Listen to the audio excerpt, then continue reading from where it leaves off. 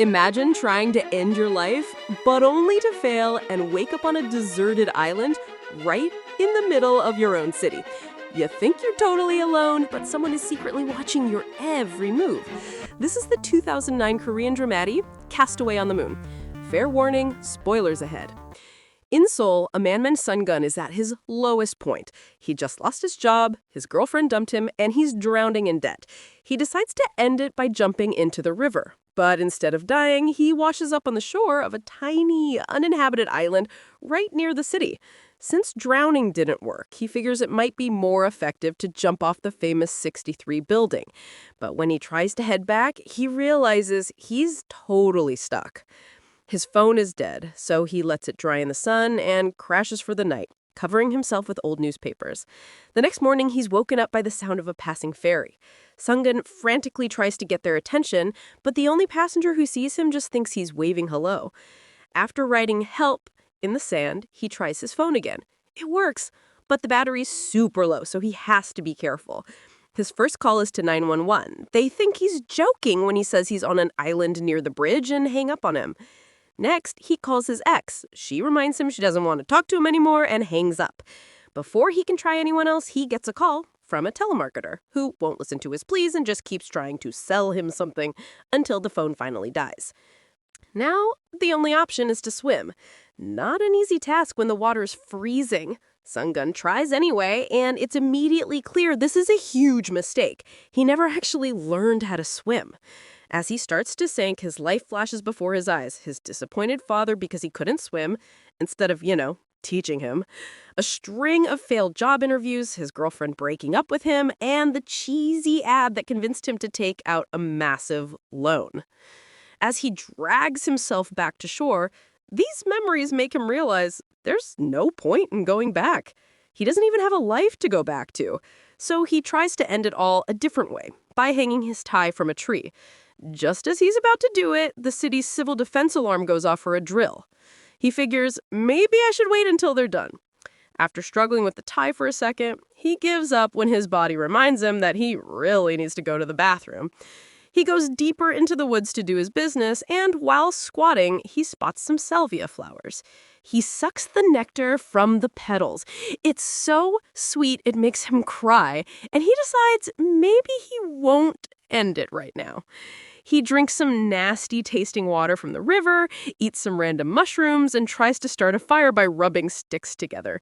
That doesn't work, so he just uses a lighter he had in his pocket. As night falls, he warms himself by a decent fire, looking at his old life through the credit cards in his wallet. Then he starts screaming at the city, realizing no one can hear or see him. So he drops his pants, shakes his hips, and tells the world he's got a much simpler life right here. The next morning, he starts walking the island, picking up any useful trash he can find.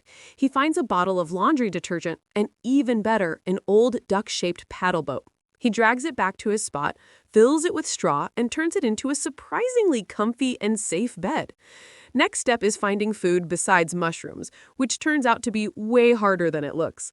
His birds fly away, his traps are empty, he's not fast enough to catch fish with his homemade spear, and he can't climb trees to steal eggs. During one failed climbing attempt, a bird poops right on his head. He goes to wash his hair in the river with the detergent he found. This, of course, pollutes the water and kills a bunch of fish, which Seung-gun immediately roasts over the fire for dinner.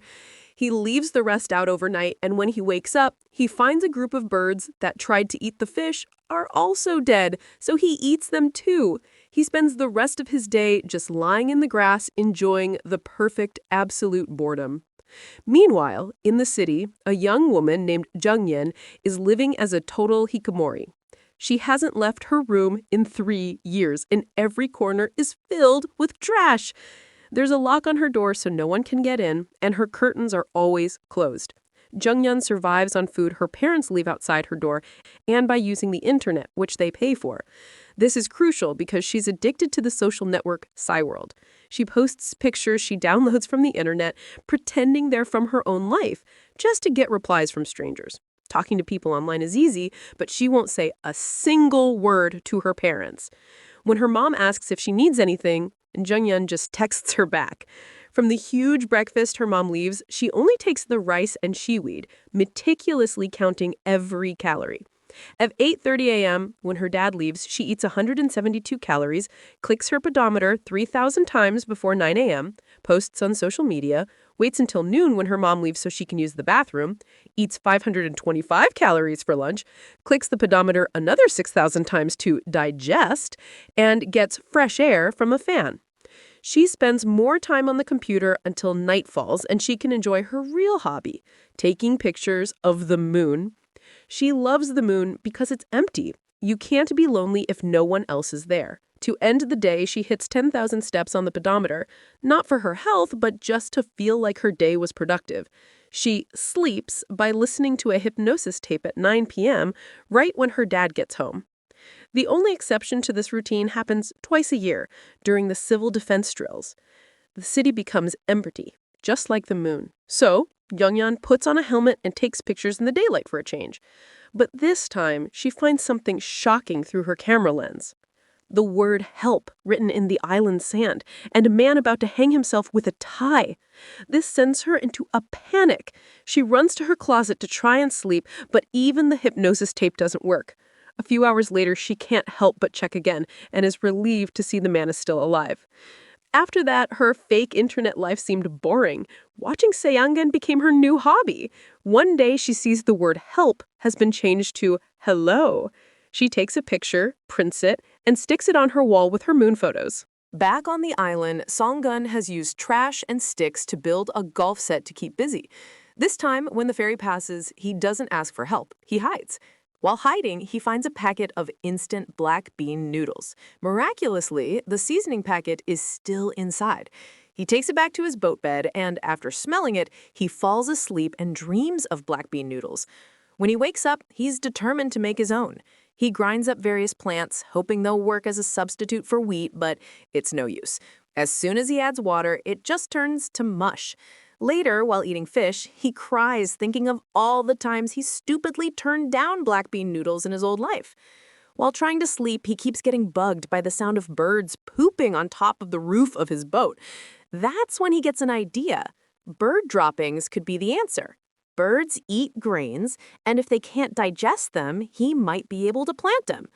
Songgun finds some good soil by looking for worms and starts to farm, scraping all the droppings off his boat with an old credit card. He makes shoes from empty bottles, saves his own waste for fertilizer, uses a rock to plow the land, and turns his clothes into a scarecrow, leaving his wallet in the jacket pocket since he doesn't need it anymore. The hard work makes him sweat. And when he realizes how salty it is, he starts licking his whole body, thrilled to taste salt again. One of the words on the noodle packet can be shortened to hope, which is exactly what this garden means to him. All of this is seen by Jong-yeon, who's been watching him for 2 months now and whose wall is covered in his photos. She decides she wants to contact him. One night, after her parents are asleep, she gets fully dressed, puts on her helmet, and leaves her apartment.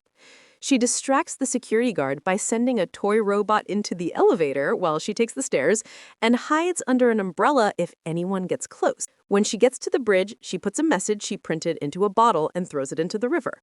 The next morning, she checks the sand, but she's disappointed to see her message hasn't changed. 3 months pass. Songgun is now a pro at living in the wild. He exercises every morning, checks his fish traps, which now work, and easily climbs trees for eggs. He keeps tending his garden, and every time he sweats, he collects the drops in a small bottle to use as seasoning. One morning, he sees his hard work paid off. Sprouts. This puts him in a great mood, and while scavenging for trash, he finally finds the bottle.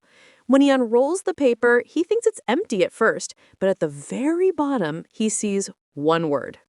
Hello. Now he knows someone is watching. Songgun puts his pants back on. After a lot of thought, he writes a new message in the sand. How are you? This makes Jong-yeon ecstatic. She prints the photo and that night sneaks out again to send another bottle.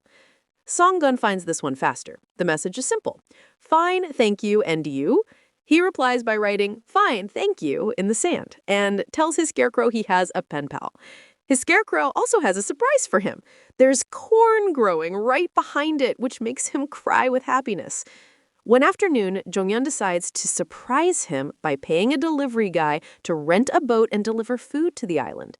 Song-gun is shocked to see 2 plates of black bean noodles, but he refuses them. He tells the delivery guy to pass on a message that he can't accept them because for him, a bowl of black bean noodles is, quote, hope. The delivery guy ends up eating both plates himself, agreeing that it does taste like hope. The next morning, she shocks her mom by opening her door and talking, asking for a pot and seeds to grow her own corn. She sends a message to Song-gun that just says, "I'm sorry."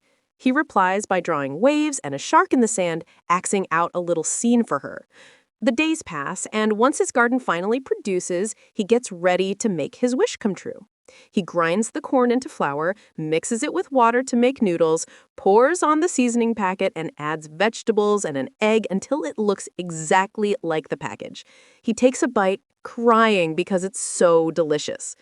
Jonghyun takes a picture of him eating, but after that, she can't sleep. She gets out of the closet and sleeps next to her own corn plant. Her next letter reads, "Congratulations." Now he's dying to know who she is. He picks up his dead phone, pretends to talk to her, and then writes in the sand, "Who are you?" This sends Jonghyun into a panic. She almost prints a picture of some random pretty woman off the internet, but when she gets to the bridge, she can't bring herself to send it. She stops sending messages, which makes Song-gun sad. He writes, "Why?" in the sand, but this just freaks her out even more. She decides to stop watching him and go back to her old online life. But when she logs on, she finds people figured out her photos were stolen and are flooding her page with hateful comments. That night, a massive storm hits Seoul. Jonghyun watches from her closet as the wind and rain destroy her photos and her plant. Song-gun is having just as bad a time. The rain destroys his garden and the floodwaters carry away his duck boat. The next morning is clear. When Jonghyun checks on him, she finds Song-gun writing a very angry curse word in the sand. He's furious that he can't even have this one small life. Suddenly, 2 men show up on the island and tell him he's not allowed to be there. He starts running. Jonghyun watches through her camera as they chase him to the shore where more boats and more men are waiting. It's a cleanup crew sent to clean up the conservation area after the storm. Song-gun tries to fight them, but when he accidentally rips a guy's uniform, he gets knocked down and gives up. They force his old clothes back on him, take him back to the city, and dump him on the street. Song-gun decides to go back to his original plan, jump from the 63 building. He has to take a bus. Jonghyun has been watching all of this. In a sudden burst of courage, she runs out of her apartment in broad daylight, no helmet, no disguise, to find him. When she gets to the spot, Song-gun is gone, but she follows the chatter of people talking about the weird homeless guy and manages to get to the bus stop. She's too late. Song-gun is already on the bus. Thanks to his old wallet, his bus card still works. For a second, Jonghyun thinks she's lost him, but then salvation comes. The civil defense alarm starts blaring for another drill, forcing the bus to stop. Jonghyun doesn't hesitate. She runs onto the bus, walks right up to Song-gun, and introduces herself. He knows immediately who she is. They both smile and cry as the bus starts moving again. The jolt of the bus makes Jonghyun stumble, and her hand lands on top of his, looking exactly like a handshake.